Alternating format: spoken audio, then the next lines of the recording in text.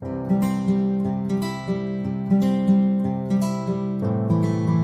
Friends, welcome back to my channel Deep classes, जिसमें हमारा आज का टॉपिक है बीपीएससी 101 की यूनिट 3, जिसका नाम है उदारवादी। इस यूनिट के कुछ टॉपिक्स को हम अपने पहले वाले वीडियो में कवर कर चुके हैं। अगर आपने अभी तक हमारे पहले के वीडियो नहीं देखे हैं तो आप उन्हें भी जाकर देख लें। और इस सब्जेक्ट से रिलेटेड अदर वीडियोस के लिए आप हमारे चैनल की प्लेलिस्ट में जाकर उन्हें देख सकते हैं। हमारा आज का टॉपिक स्टार्ट करने से पहले मेरी आपसे एक छोटी सी रिक्वेस्ट है। अगर आपने अभी तक हमारे चैनल को सब्सक्राइब नहीं किया है तो इसे सब्सक्राइब कर लें, जिससे हमारे आने वाले वीडियो के सभी नोटिफिकेशंस आप तक पहुंच सके। चलिए बिना देरी किए हम अपना आज का टॉपिक स्टार्ट करते हैं। तो हमारे आज के टॉपिक में हम नव उदारवादी के बारे में जानेंगे और साथ ही हम उदारवादी आलोचनात्मक मूल्यांकन को जानेंगे। सबसे पहले आते हैं नव उदारवादी पर।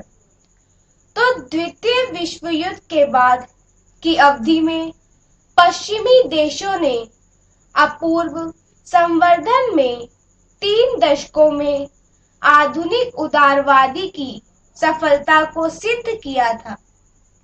सन 1970 के दशक के मध्य में पश्चिमी देशों में आर्थिक संवर्धन की गति धीमी हो गई, जिसके कारण आधुनिक उदारवादी को एक गंभीर चुनौती मिली। इस दशक के अंत में आर्थिक मंदी, कल्याणकारी राज्य के सामाजिक लाभों के संरक्षण ने सरकार को अत्यधिक कर लगाने और व्यापक कर्ज की ओर धकेला, जो कि केनेसियन अर्थव्यवस्था की असफलता दर्शाती है। जहां आधुनिक उदारवादियों ने औद्योगिक अर्थव्यवस्थाओं में गिरते जीवन स्तर की चुनौती का सामना किया, अन्यों ने उसमें कुछ संशोधनों के साथ पुरातन उदारवादी को फिर से उभारने का अवसर देखा और इसके परिणाम स्वरूप नव उदारवादी का जन्म हुआ। यानी कि जब कुछ उदारवादियों ने देखा कि आधुनिक उदारवादी सिद्धांत है जो पुरातन उदारवादी सिद्धांत की तरह धीरे धीरे खत्म हो रहा है, तो क्यों ना ऐसा किया जाए कि हम पुरातन उदारवादी सिद्धांत में संशोधन करके उसे उभारें और उसी से नव उदारवादी सिद्धांत का जन्म हुआ। यह पुरातन उदारवादी का समकालीन व्याख्यान है, जिसे स्वेच्छातंत्रवाद के नाम से भी जाना जाता है, और यह अहस्तक्षेप व्यक्तिवाद को फिर से जीवित करना चाहता है। यानी कि ये जो है पुरातन उदारवादी की ही व्याख्या है और ये चाहता है कि राज्य या सरकार जो है वो व्यक्ति के व्यक्तिगत कार्यों में हस्तक्षेप बिल्कुल ना करे।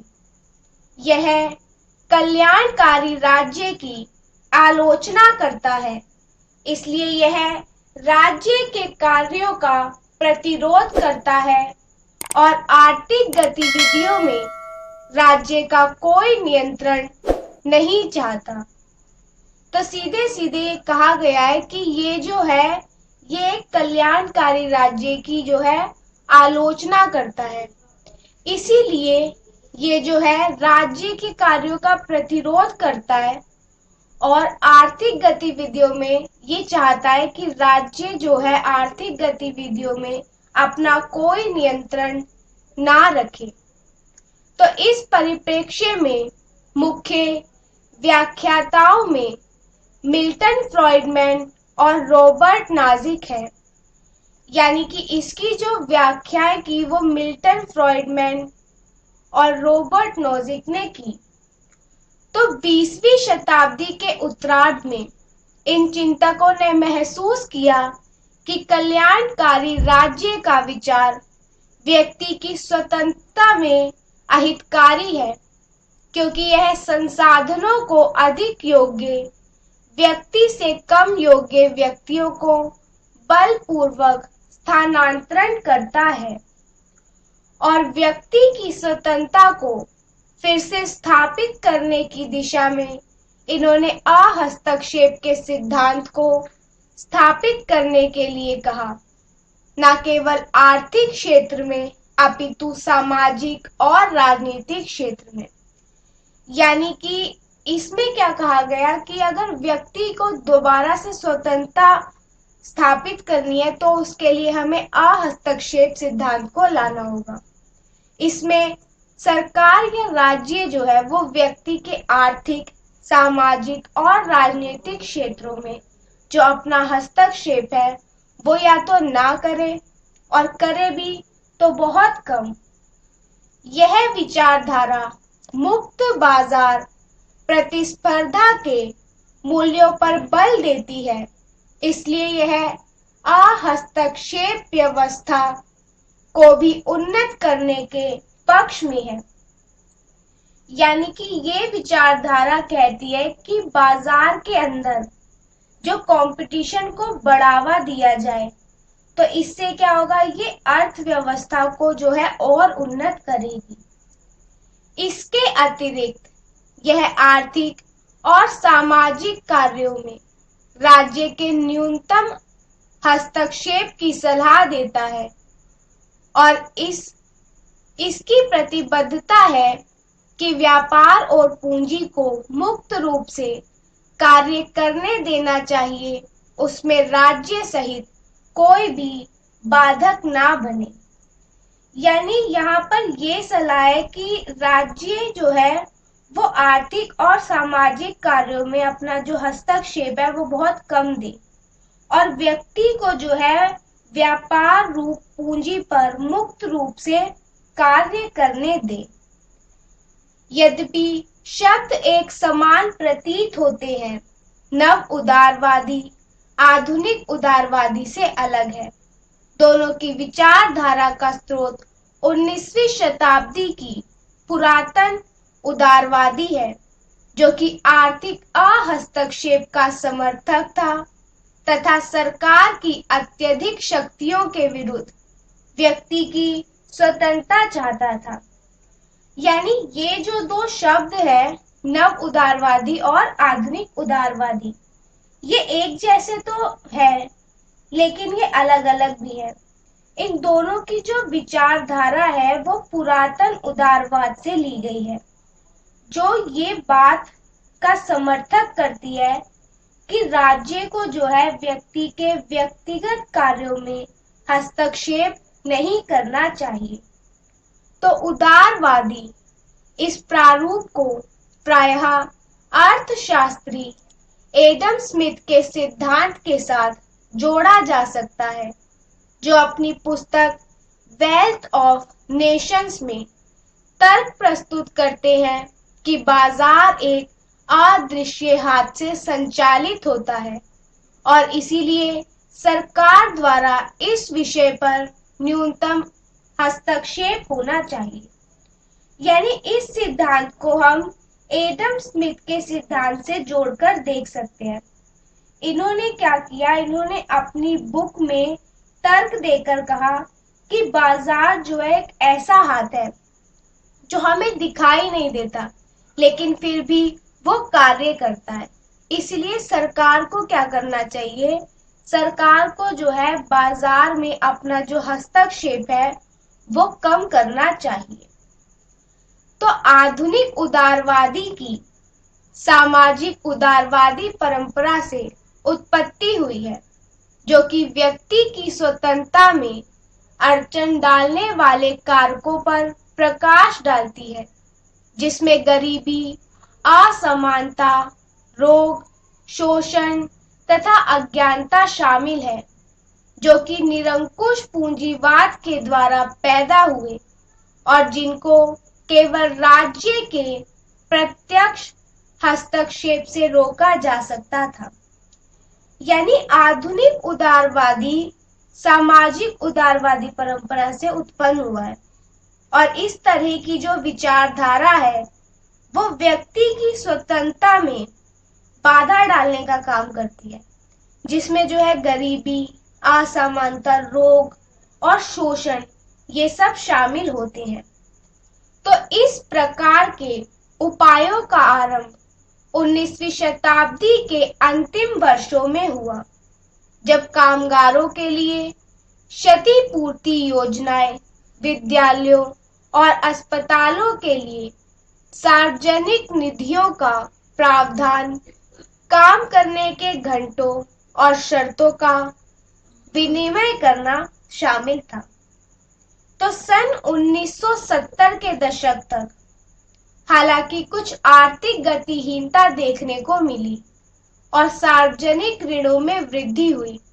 इसको देखकर कुछ अर्थशास्त्री जो है वो पुरातन उदारवादी की वापसी करने की वकालत करने लगे, जिनमें कुछ सुधारों के साथ संशोधित रूप का उद्गम हुआ, जिसे नव उदारवादी कहा गया। यानी कि 1970 के दशक में जो है वो उस दशक में जो है आर्थिक गतिहीनता आई।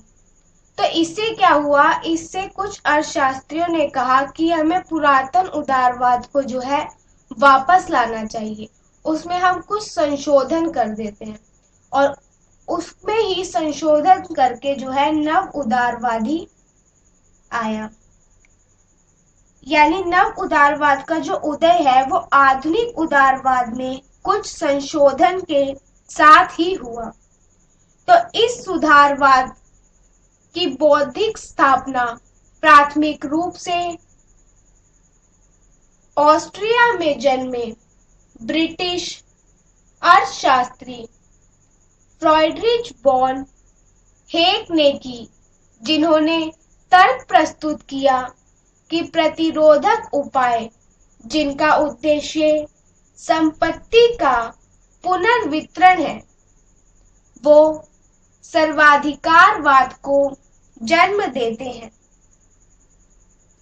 तो अमेरिका के अर्थशास्त्री मिल्टन फ्राइडमैन, जिन्होंने सरकारी राजकोषीय नीति को व्यापार चक्र को प्रभावित करने के रूप में स्वीकार नहीं किया, यानी कि नव उदारवादी सिद्धांत ने सरकारी राजकोषीय नीति को व्यापार चक्र को प्रभावित करने के उपाय के रूप में जो है बिल्कुल स्वीकार नहीं किया।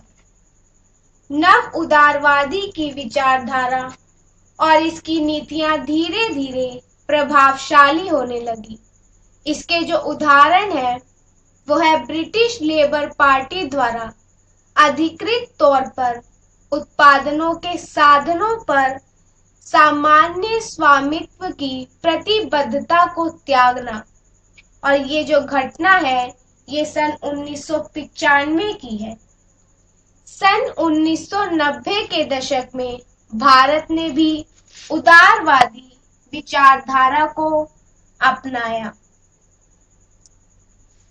और सन 1990 का दशक जो है ये उदारीकरण का युग था।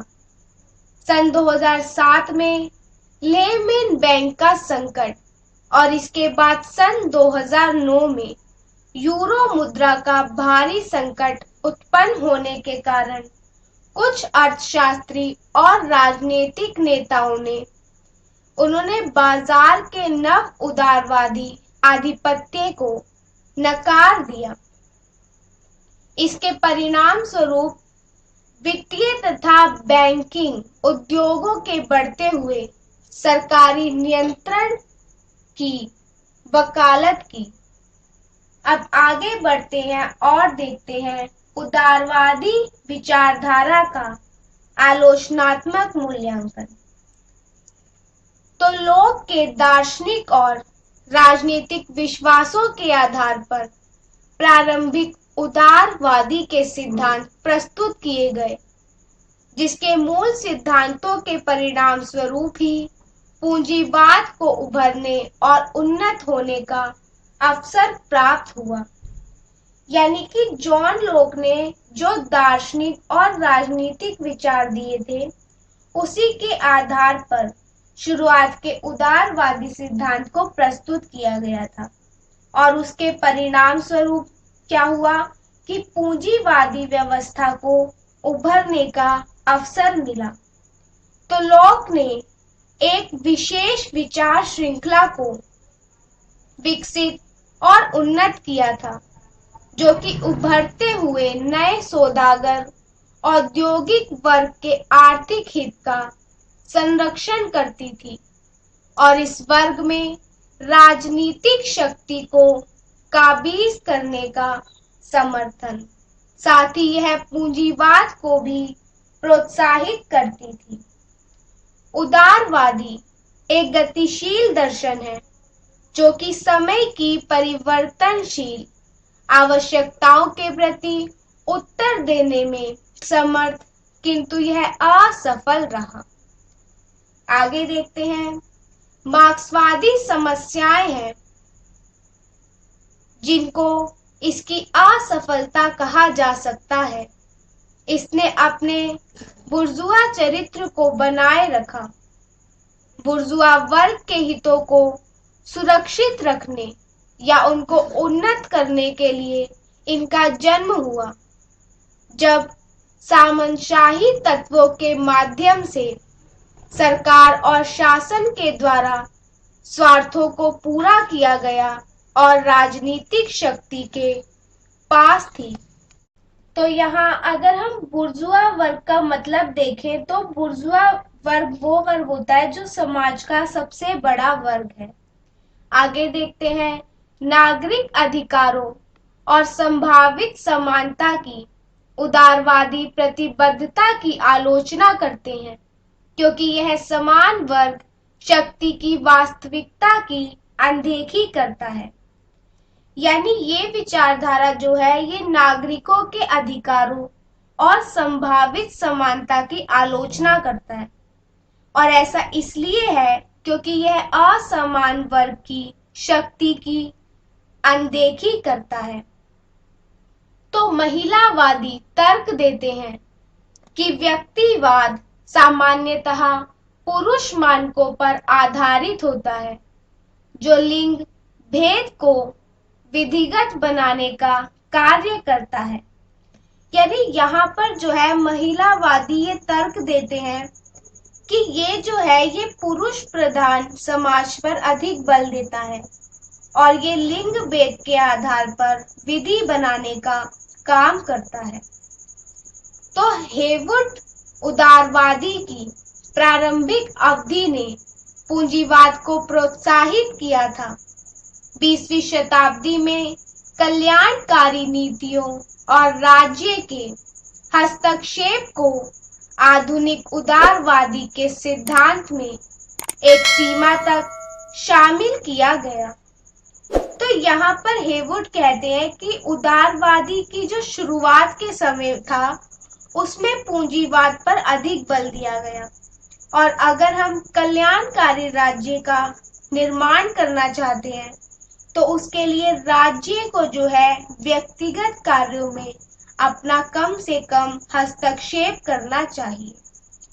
तो 21वीं शताब्दी तक आर्थिक संकट का सामना कर रही थी, जो कि उदारवादी की परीक्षा ले रहा है।